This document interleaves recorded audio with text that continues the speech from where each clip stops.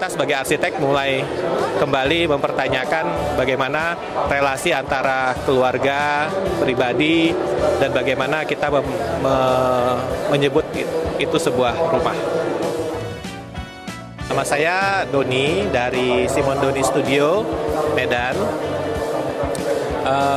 Mengenai rumah masa depan, saya merasa bahwa masa depan itu akan membuat kita itu semakin renggang gitu.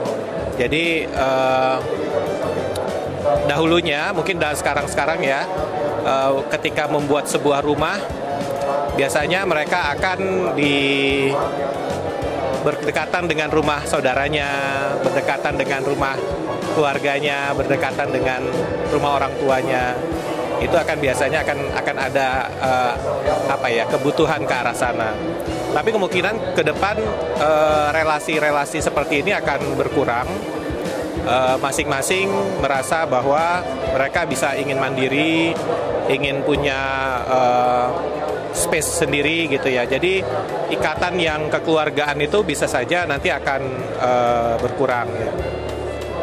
Dan ini mungkin akan berefek terhadap desain-desain rumah atau rumah-rumah itu dilihat sebagai bukan lagi sebuah relasi imajiner antara satu rumah dengan rumah yang lain, tapi relasinya bisa jadi akan berubah dan berbeda gitu.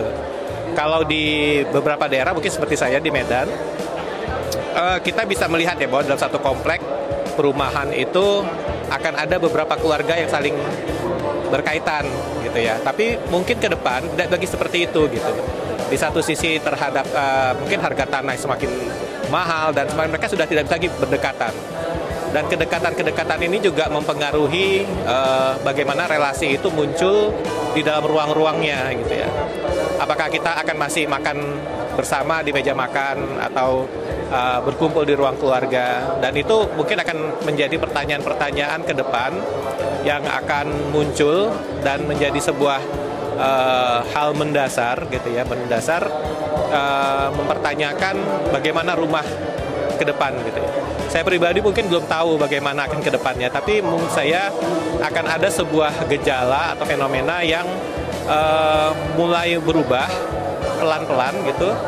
Dan itu akan membuat kita sebagai arsitek mulai kembali mempertanyakan bagaimana relasi antara keluarga, pribadi, dan bagaimana kita menyebut itu sebuah rumah.